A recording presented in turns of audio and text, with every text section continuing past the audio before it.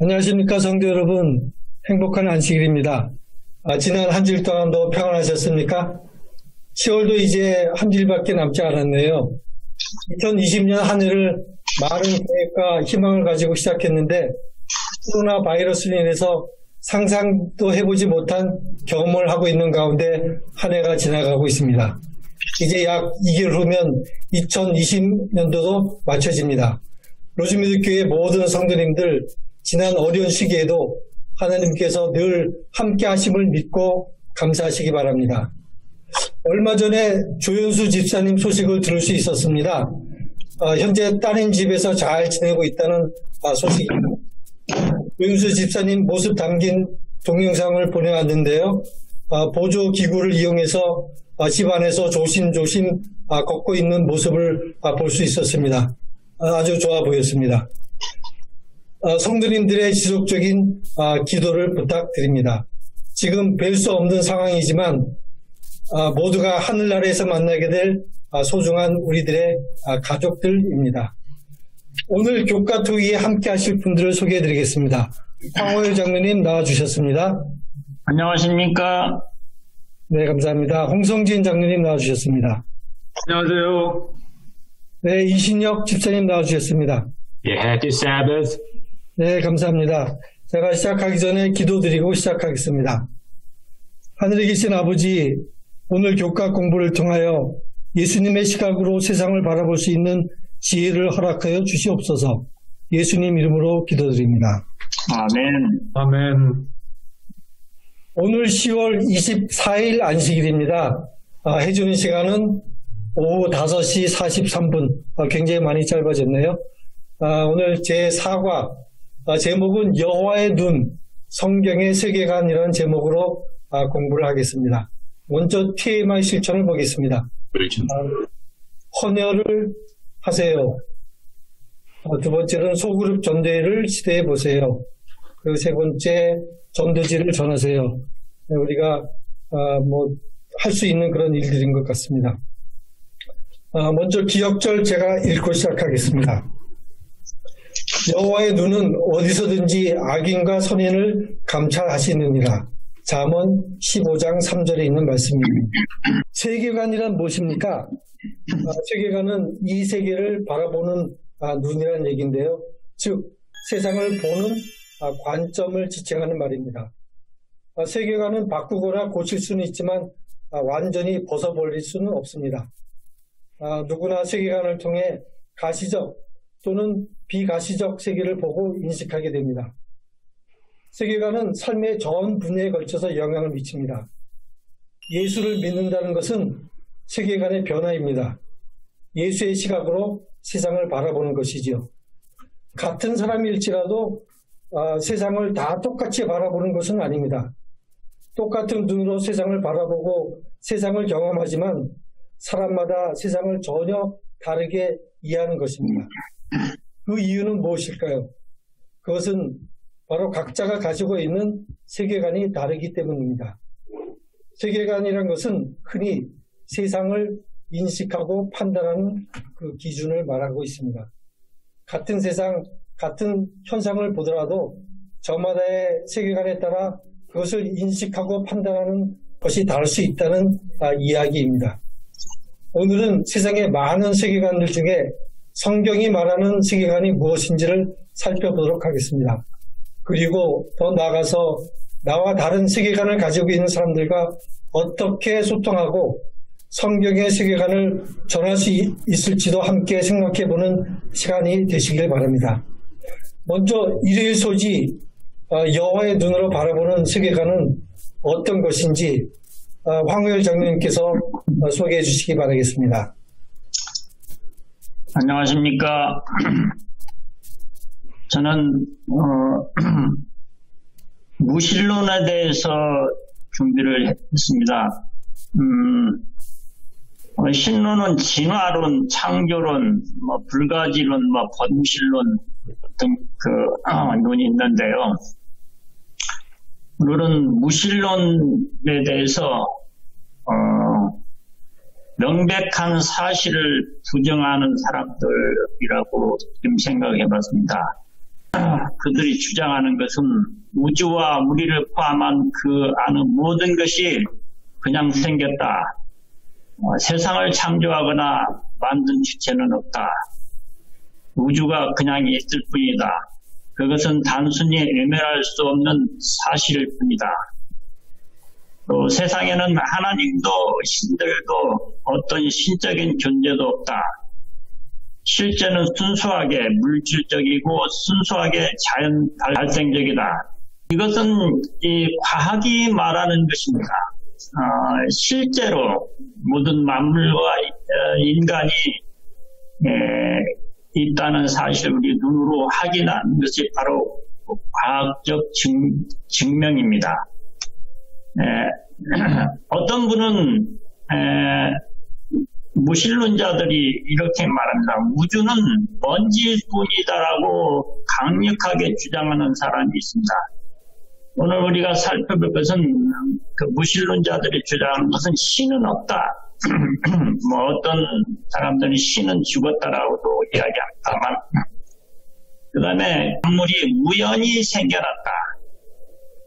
그 다음에 과학을 우리 그 겸해서 생각할 필요가 있는데요. 과학은 사실을 말합니다. 즉 팩트, 확실한 것이 과학의 토대가 될 수 있다고 봅니다. 이제 무신론자에게 질문을 해봅니다. 당신은 무신론자입니까? 예, 그렇게 대답합니다. 왜 무신론을 믿는 이유가 뭡니까?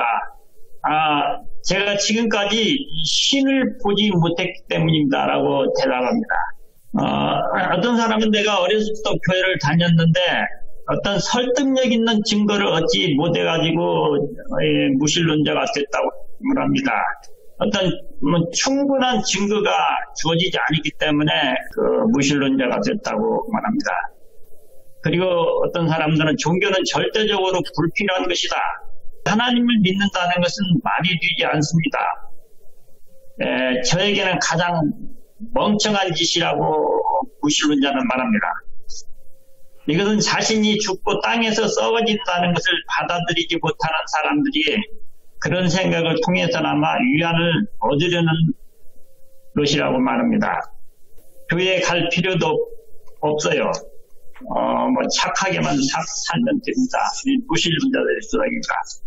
예를 들어서 갑자기 하늘에서 잉크가 떨어져서 책에 글씨를 만들고 대문자, 마침표, 쉼표 이런 언어가 만들어지고 페이지가 만들어지고 순서대로 이렇게 갑자기 책이 만들어진다고 가정을 해본다는 거예요. 이렇게 하늘에서 갑자기 떨어져서 이렇게 책이 만들어질 수 있냐고 이렇게 질문을 하면은 사람들이 그건 정신없는 정신 나간 사람이라고 이렇게 대답을 한다고 그래요. DNA를 그 과학자들은 생명을 위한 설명서라고 이렇게 부르는데요. 이 설명서가 연결 작업을 하게 된다는 거예요. DNA 보면은 책이 46개인데 각 챕터는 4,800만 개이고 2억 5천만 개 글자 그 길이가 된다는 거예요. 그래서 총 32억 개의 글자가 되는데 이것이 DNA 비밀이라고 말하고 또 이것은 생명의 책이라고 말합니다. 그래서 이 DNA는 생명체의 세포 안에 심겨진 유전 정보라는 것입니다. 무신론자들에게 묻기를 당신이 몸 안에 구성하고 있는 DNA를 믿습니까? 그렇게 질문하면 믿는다고 그래요. 그러면 하늘에서 떨어진 그냥 우연히 만들어진 책은 믿지 못하고 이 당신이 몸에 가지고 있는 유전자 실제인 몸은 믿는다고 말합니다. 자기 자신이 갑자기 하늘에서 떨어져서 갑자기 생겨난 존재가 돼야 이게 이론이 맞습니다. 그런데 그들이 우연히 생겨났다는 말은 부모가 낳기 때문에 그걸 부정할 수가 없어요. 그래서 그걸 거슬러 올라가다 보면은 시작이 있습니다. 여기서 우리가 이제 진화론을 생각하게 되는데, 진화론자들은 결국은 원숭이가 조상이라는 것을 진화론 학설은 전해지고 있습니다. 진화론자들의 모순에 대해서 이 모든 것, 그게 만물들이 우연히 발생했다면 과학을 인정하면서 모순된 주장을 하는 것을 우리가 볼 수 있습니다. 하나님은 닭을 직접 만드셨습니다. 하나님께서는 계란을 만들지 않으셨어요. 아담을 창조하셨을 때도 아담을 흙으로 성인을 창조하셨지 갓난아기를 만들지 않으셨습니다. 그러나 예수님은 갓난아기로 오셨다는 것은 좀 우리가 다른 각도에서 생각해 볼 필요가 있습니다. 시간이 많이 갔기 때문에 제가 성경을 좀 몇 장만 읽고 마치겠습니다. 로마서 1장 10절에 보면 창조로부터 보이지 않냐는 것들 곧 그 영원하신 능력과 신성이 만드신 만물에 분명히 보여 알게 전하니 그러므로 저희가 핑계치 못할지니라. 베드로서 3장에 보면 주의 강림하시는 약속이 어디 있느냐. 조상들이 잔후로부터 만물이 처음 창조할 때와 같이 그냥 있다 하니 이는 하늘이 옛때부터 있는 것과 땅이 물에서 나와 물을 성립한 것도 하나님 말씀으로 된 것을 저희가 부려 잊으려 함이로다. 이렇게 성경에 수많은 명백한 사실이 있는 대로 어리석게 신이 없다고 하면서 실제로 자기 자신이 존재한다는 것을 부정하지 못하고 과학을 인정하면서 또 자기들은 무에서 우연히 생겨났다고는 주장하는 무신론자들은 어리석음에 대해서 잠깐 생각해 봤습니다. 감사합니다. 네, 감사합니다. 지금 진화론에 대해서 잘 설명해 주셔서 감사합니다. 교과책 53페이지에 이런 기도가 있네요. 만물이 말씀으로 지어진 것을 믿습니다. 우주가 질서와 조화 속에서 움직이고 물질과 생명체들이 주께서 세워놓으신 법칙을 따라 존재함을 믿습니다. 목적과 의도를 가지고 세상을 지으신 하나님을 찬양합니다. 아멘. 우리 모두가 다시 한번 하나님께 감사드리며 찬양드리는 시간 되시기 바랍니다. 네, 다음은 월요일 교과 내용인데요. 독일의 철학자이자 저술가인 라이프니츠의 질문을 성경은 어떻게 대답하고 있는지, 또 월요일 교과 내용에서는 어떤 말씀을 주고 있는지 이신혁 집사님께서 말씀해 주시기 바랍니다. 한 가발슨 신사, 그리고 천재적인 그리스도인 독일 철학자, 그의 질문 하나를 바탕으로 시작하는 오늘의 과정 공부입니다. 참으로 한 개도 아니 되는 저의 뇌로 한 말이 넘는 그의 사상을 이해하려니 너무 벅찹니다. 그의 질문은 이렇습니다. 왜 세상에는 아무것도 없는 것이 아니라 무엇인가 있는가? 1700년도 독일이 질문합니다. 이 질문에 3000년 전 이락에서 욥이란 사람이 답변한다고 과정책은 말합니다. 욥기 12장에 나오기를 욥이 자기를 고문하는 세 친구들에게 항변을 합니다. 그가 말하기를 이제 모든 짐승에게 물어보라. 공중의 새, 땅의 흙, 바다의 물고기도 네게 설명하리라.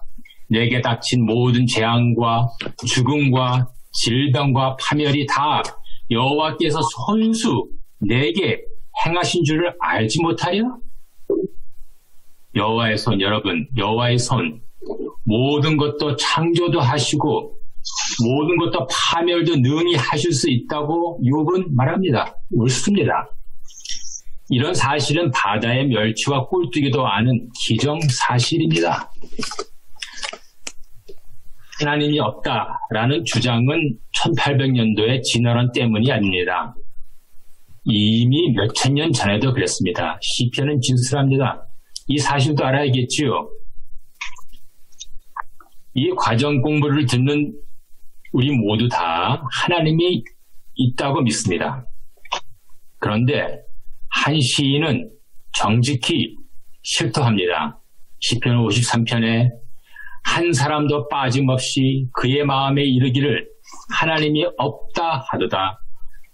그리고 나서 모두 부패하며 가증한 악을 행하며 선을 행하는 자가 없도다.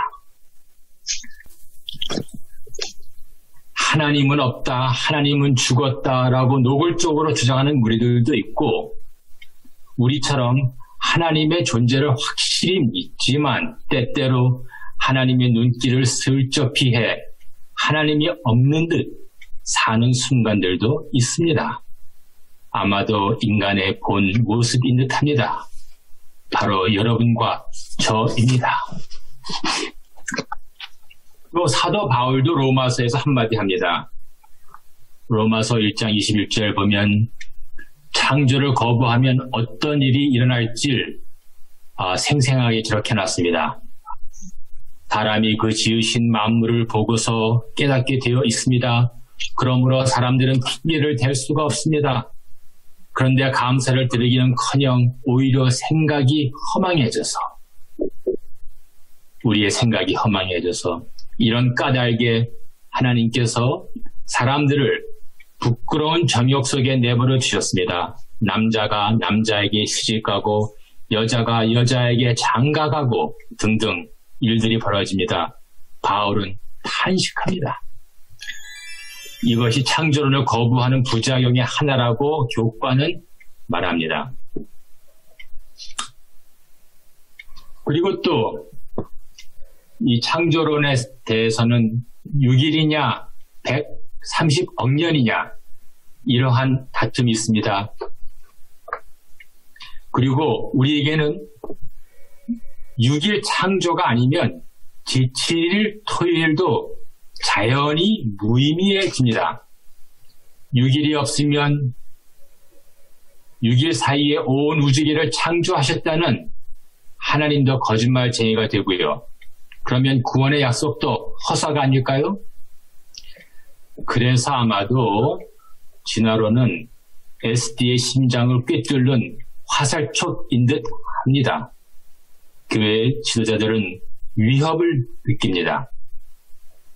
참 언제나, 그리고 감히 누가 우리 SD 교회에서 진화론이란 골리앗을 무찌르는 SD의 다윗으로 등장할까요? 교과서가 말하기를 우리 믿는 바의 기초는 하나님이 스스로 존재하시며 뜻을 따라 손수 이 지구와 온 우주를 창조하셨음에 서 있다고 말합니다. 그러니까 하나님의 존재와 또 그의 창조하심. 제6일 동안 하나님께서 손수 만물을 창조하셨음을 믿으면 그 다음날 제7일인 안식일 개념이 절로 서게 됩니다. 하나님의 존재와 6일 창조 그리고 안식일, 그것이 SD의 교리이기도 하지만 우리 모두의 의식의 토대이기도 합니다. 이 교리에 연줄 고리사슬처럼 이어지는 속죄, 율법, 십자가, 부활, 재림 등등 거의 30개의 교리들이 꼬리 물고 있습니다. 여러분, 하나님의 존재를 거부하면 자연적으로 6일 창조를 부정하고 그리고 자연적 제7일 안식일이 무의미해집니다. 이 세 교리 중 하나만 끊겨도 와르르 허물어지는 우리의 소망입니다. 우리는 하나님의 존재를 힘껏 믿습니다. 그리고 6일 창조도 믿습니다. 이 창조신앙은 우리 구속의 기초입니다. 그 6일, 그 144시간, 그 사이의 대공사, 그 신비와 오묘, 우리 하나님은 원하시면 이 순간 다시 144시간 내에 또 다른 지구와 우주를 창조하실 수 있는 전능자이십니다. 하나님에게는 130억 년이 불필요하십니다. 여러분, 6일의 창조를, 즉 144시간을 믿으면 제7일 안식일은 저절로 풀려지는 신비입니다. 비록 하나님은 시간에 얽매이지 않지만 스스로 안식일에 손을 멈추고 우리도 한숨 돌리라고 충고하십니다. 피조물 우리에게 시간이란 울타리를 주었고 또 제7일 안식일이 율법으로 우뚝 서 있습니다. 그것도 신비입니다.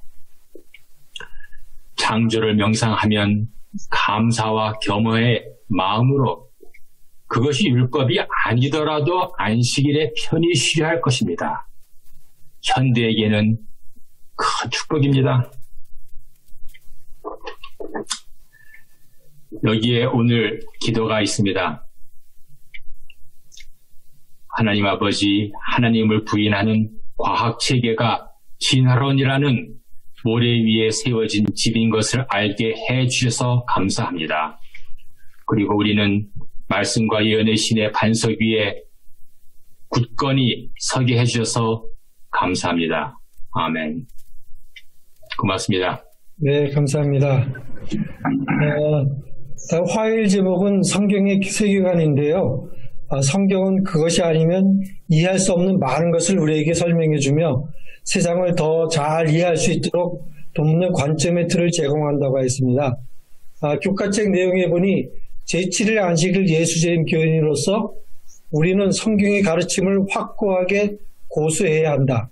왜냐하면 성경은 하나님이 인간에게 계시하신 진리이며 그것이 아니면 우리가 알 수도 이해할 수도 없는 많은 것들을 설명해 주기 때문이다 라고 했습니다.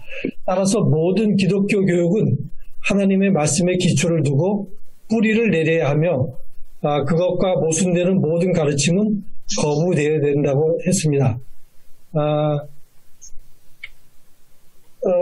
다음은 수요일 교과로 바로 넘어가겠습니다. 구속주를 경배하라는 내용인데요. 홍성진 장로님께서 설명 부탁드립니다.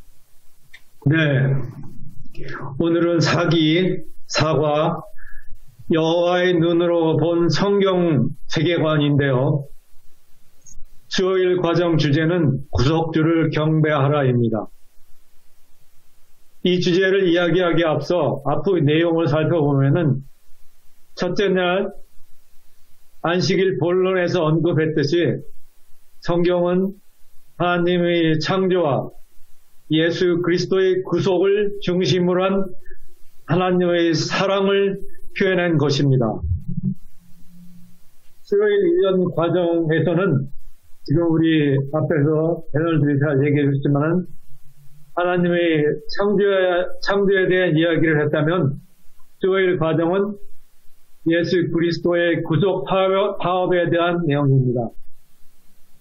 예수 그리스도, 즉 구속주를 알면 우리는 구속주를 경배하라는 말을 이해하게 될 것입니다. 구속주를 알려면 성경이 주는 내용, 즉 성경이 주는 메시지와 텍스트를 알아야 합니다. 하나님은 세상을 창조하시고 예수 그리스도를 통해 우리를 죄에서 구원해 주신다는 것입니다. 여러분이 잘 알다시피 예수 그리스도가 우리의 죄를 사하여 주시기 위하여 세상에 오셨습니다. 예수님은 세상에 오셔서 많은 이적과 기적 그리고 복음을 선포하시고 우리의 죄를 구원해 주시기 위하여 수많은 고통과 함께 십자가에 매달려 죽으셨고 부활하셨습니다.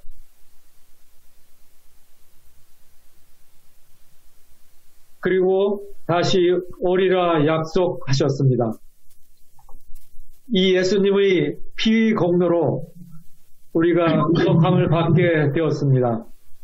이 구속 사업은 하나님이 우리 인류에게 주시는 희망인 것입니다. 이런 구속 사업을 빼고 하나님의 창조만 이야기한다면 반쪽 신앙이 되겠죠. 우리에게 영혼 구원이 있어 우리가 온전하게 될 것입니다. 영혼 구원해 주시는 예수님을 요한복음을 찾아보면 요한복음 1장 1절에서 14절에서 예수님이 어떤 분이었고 어떤 일을 하셨나를 알 수 있습니다. 특히 요한복음 1장 3절은 하나님이 세상을 창조하신 것을 확인해 주셨고 14절에서는 은혜와 진리를 증거해 주셨습니다. 또 오늘 주제의 성경절 요한계시록 14장 6에서 7절을 보겠습니다.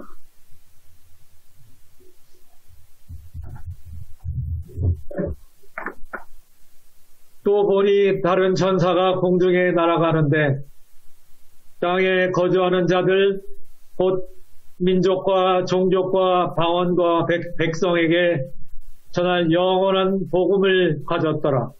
그가 큰 음성으로 이르되 하나님을 두려워하며 그에게 영광을 돌리라. 이는 그의 심판의 시간이 이르렀음이니 하늘과 땅과 바다와 물들의 근원을 만드신 이를 경배하라 하더라. 입니다. 하나님은 우리에게 영원한 복음을 주시고 경배하게 하셨습니다. 우리에게 영원한 복음을 주신 하나님은 인성과 신성으로 세상에 오셔서 우리 죄 때문에 십자가에서 죽으시고 우리를 구원해 주셨습니다.